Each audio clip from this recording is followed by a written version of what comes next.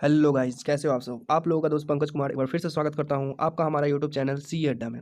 Guys, आज के इस वीडियो में मैं आपको बताऊंगा कुछ बेसिक टर्म्स के बारे में जो कि आप लोग डे टू डे लाइफ में हमेशा सुनते हैं, जो कि है वो CRR, SLR, repo rate and reverse repo rate. मैं एक एक करके डिस्कस करूंगा। सबसे पहले मैं बताता हूँ कि CRR होता क्या है, ये काम कैसे करता है। CRR जानने के से पहले सबसे पहले मैं बता देता हूँ कि RBI जो कि सेंट्रल बैंक होता है, उसका प्राइमरी फंक्शन क्या होता है, to control the supply of money. वैसे तो फंक्शन सेंट्रल बैंक का बहुत सारा होता है, बट इसका प्राइमरी फंक्शन होता है to control the supply of money. मान लीजिए कि अगर मनी मार्केट में अगर मनी का सप्लाई ज़्यादा है तो उसे कम करना या बढ़ाना, कम या ज़्यादा करना, ये सेंट्रल बैंक के हाथ में होता है। ये जानने के बाद चलते हैं हम CRR की ओर कि CRR होता क्या है, काम कैसे करता है। CRR को हम लोग फुल फॉर्म बोलते हैं कैश रिजर्व रेशियो। अगर हम प्रॉपर डिफिनेशन की बात करें तो CRR is a specified minimum amount of total deposit that the commercial banks have to hold as reserve इधर इन कैश और as deposit with the central bank. Friend, जैसा कि आप सबको पता होगा कि एक सेंट्रल बैंक होता है जो कि RBI है, और बाकी जितने भी बैंक जैसे कि SBI हो गया, HDFC, axis bank, Punjab national bank, ये सब जितने भी हैं वो कॉमर्शियल बैंक होते हैं। तो कॉमर्शियल इन CRR में क्या होता है कि कॉमर्शियल बैंक जितने भी हैं उनको अपने टोटल डिपॉजिट का एक मिनिमम अमाउंट, जो कि स्पेसिफाइड रेट से उनको एक मिनिमम अमाउंट रिजर्व को होल्ड करना पड़ता है। एज रिजर्व किसके पास, सेंट्रल बैंक के पास रिजर्व करना पड़ता है। We can say that CRR is a tool used by the central bank to control liquidity in the banking system। हम लोग कह सकते हैं कि CRR एक टूल है जो कि यूज करता है कौन, सेंट्रल बैंक। किस लिए, to regulate liquidity in the banking system. तो इसे समझने के लिए हम एक एग्जांपल चलते हैं। एग्जांपल से आपको पूरा क्लियर हो जाएगा कि क्या है CRR और कैसे काम करता है CRR। तो मान लीजिए कि अगर आपका CRR 4% अगर अभी है, और किसी कस्टमर ने, कोई कस्टमर ने बैंक को 1000 रुपीज़ डिपॉजिट करता है, अपना डिपॉजिट किया, तो बैंक के पास 1000 रुपीज़ से वो अमाउंट बढ़ गया, डिपॉजिट का अमाउंट। बट CRR 4% है, तो इसको 1000 का 4% मतलब 40 रुपीज़ इसको reserve, as a reserve hold करना पड़ेगा विद द सेंट्रल बैंक। मतलब 1000 का 4% 40 रुपीज़ सेंट्रल बैंक के पास होल्ड करना पड़ेगा। और जो बैलेंस जो बच गए 960 रुपीज़, वो बैंक लोन देगा कस्टमर को, या तो इन्वेस्टमेंट में वो इन्वेस्ट करेगा कहीं पे, या कुछ बैंक लोन प्रोवाइड करेगा कस्टमर को। तो इससे क्या समझते हैं कि अगर मान लीजिए अगर कस्टमर, अगर सेंट्रल बैंक अगर चाहती है कि मनी सप्लाई अगर मार्केट में अगर ज़्यादा है, मनी का फ्लो ज़्यादा है, अगर कंट्रोल करना है, उसे कम करना है, तो CRR का रेट वो बढ़ा देती है। जैसे कि 4% अभी है, अगर मान लीजिए कि उसे 8% कर देगा, तो 1000 रुपीज़ का 8% 80 रुपीज़ रिजर्व रखना पड़ेगा सेंट्रल बैंक के पास। और बैंक के पास बस बच गया 920 रुपीज़। 1000 माइनस 80 rupees equals to 920 rupees. 920 rupees मतलब बैंक के पास अब बस 920 रुपीज़ है। बस इतना ही वो किसी को बैंक लोन प्रोवाइड कर सकती है या तो इन्वेस्ट कर सकती है। मतलब कि मार्केट में 920 ही फ्लो करेगी। तो इससे क्या होता है कि मनी सप्लाई कंट्रोल रहती है। और वैसे ही अगर मान लीजिए कि मनी सप्लाई, अगर मनी फ्लो मार्केट में अगर कम है, अगर मनी फ्लो को बढ़ाना है, तो CRR का रेट सेंट्रल बैंक घटा देती है। तो ये हो गया CRR इसके। और अभी CRR का rate, current rate of CRR अभी जो है वो है 3%। इसके बाद हम लोग बात करते हैं, CRR के बाद बात करते हैं SLR। SLR क्या होता है, SLR का फुल फॉर्म होता है स्टैट्यूटरी रिजर्व रेशियो। अगर हम प्रॉपर डेफिनेशन की बात करें तो SLR is the minimum percentage of total deposit that a commercial banks has to maintain in the form of liquid cash, gold और अदर सिक्योरिटीज़।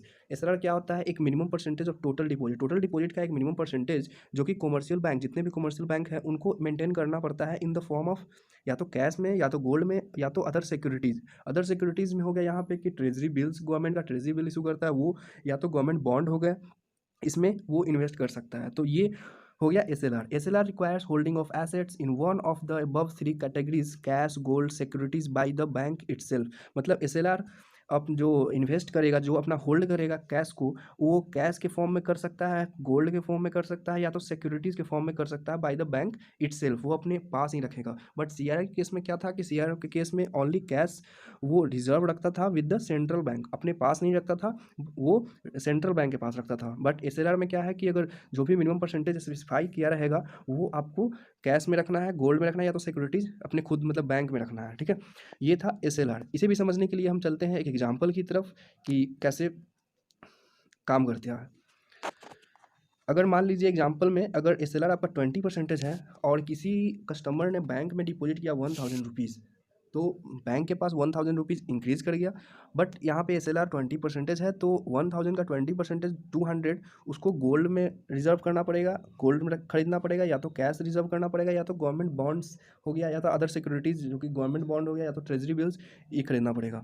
और जो बाकी जो बच गया, जो बैलेंस जो बचा 800, उसको यूज कर सकती है, या तो लोन किसी कस्टमर को देगी, या तो इन्वेस्ट करेगी कहीं। और जो इन्वेस्टमेंट जो करती है अदर सिक्योरिटीज़ पे बैंक, उस पर इंटरेस्ट भी मिलता है। तो ये था SLR। अभी का SLR का रेट जो है, करंट रेट ऑफ SLR अभी का रेट है 19.5%। इसके बाद हम लोग बात करते हैं रेपो रेट। रेपो रेट क्या होता है? रेपो रेट को हम लोग रीपर्चेज ऑप्शन के भी नाम से जानते हैं।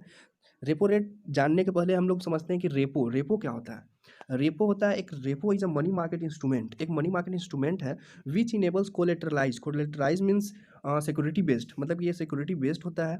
Short term borrowings and lending through sale and purchase option in डेप्ट इंस्ट्रूमेंट। ये शॉर्ट टर्म के लिए होता है, या तो उधार के लिए देने के लिए, या तो लेने के लिए, through sale and purchase operation in डेप्ट इंस्ट्रूमेंट। अब रेपो रेट क्या होता है? Repo rate means an instrument, एक इंस्ट्रूमेंट है फॉर बोरोइंग फंड्स, उधार लेने के लिए।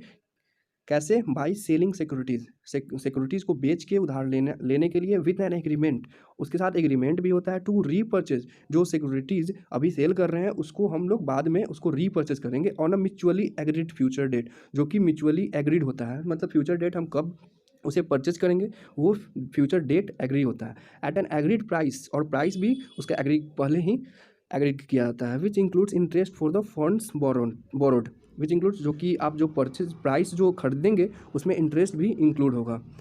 तो इसे भी समझने के लिए हम चलते हैं अपने एक एग्जाम्पल पे। एग्जाम्पल से आप लोग क्लियर हो जाएगा। अगर इफ़ पर रेपो रेट इक्वल्स टू 20% है, अगर 20% आपका रेपो रेट अभी है, और किसी बैंक को अगर मान लीजिए अभी ज़रूरत पड़ गई फंड्स उसके पास नहीं है, तो वो RBI से बोरो कर सकती है। कैसे? सेल सिक्योरिटीज़ बेच के, सिक्योरिटीज़ मान लीजिए बेच दी अपना सिक्योरिटीज़ और रिसीव कर ली 1000 रुपीज़। अभी इस डेट पे मान लीजिए अभी करंट में वो 1000 रुपीज़ बोरो कर लेती है through sale securities central bank से। जब वो परचेज करेगी तो रेट जो है वो स्पेसिफाई किया हुआ रहता है, एग्री डेट, मतलब पहले ही डेट भी स्पेसिफाइड रहता है और एग्री प्राइस भी स्पेसिफाइड रहता है।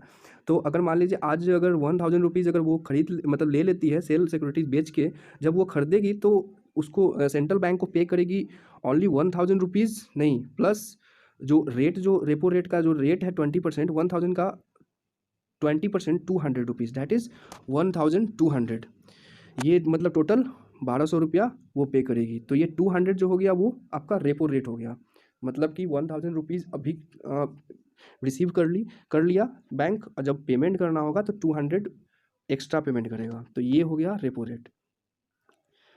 और अभी का रेपो रेट का करंट का रेट जो है वो है 4.4%। इसके बाद हम लोग बात करते हैं reverse repo rate. Reverse repo rate क्या होता है? रिवर्स रेपो रेट को हम लोग रिवर्स रीपर्चेज ऑप्शन के नाम से जानते हैं। Reverse repo means an instrument for lending funds by purchasing securities with an agreement to resale the securities on a mutually agreed future date and an agreed price which includes interest for the funds lent. Reverse repo में क्या होता है कि जब हम अभी purchase कर ले रहे हैं, अभी हम परचेज कर ले रहे हैं, और एग्रीमेंट बनता है किस लिए? टू सेल, रीसेल करने के लिए, कि अभी हम खरीद ले रहे हैं, बाद में हम उसको रीसेल करेंगे। अभी सिक्योरिटीज़ को परचेज कर रहे हैं, बाद में रीसेल करेंगे, और म्यूचुअली एग्रीड फ्यूचर डेट पे करेंगे। पहले ही डेट जो है वो एग्री किया जाता है, और एग्रीड प्राइस पे, जिसमें प्राइस में इंटरेस्ट इंक्लूड रहता है। रेपो रेट में क्या था कि सबसे पहले सेल कर रहे थे और बाद में उसको परचेज कर रहे थे, बट रिवर्स रेपो रेट में क्या आ रहा है कि पहले परचेज कर रहे हैं, पहले हम लोग सिक्योरिटीज़ को परचेज कर रहे हैं और बाद में उसको रीसेल करेंगे। तो इससे भी चलते हैं, एग्जाम्पल की तरफ समझते हैं कि क्या है।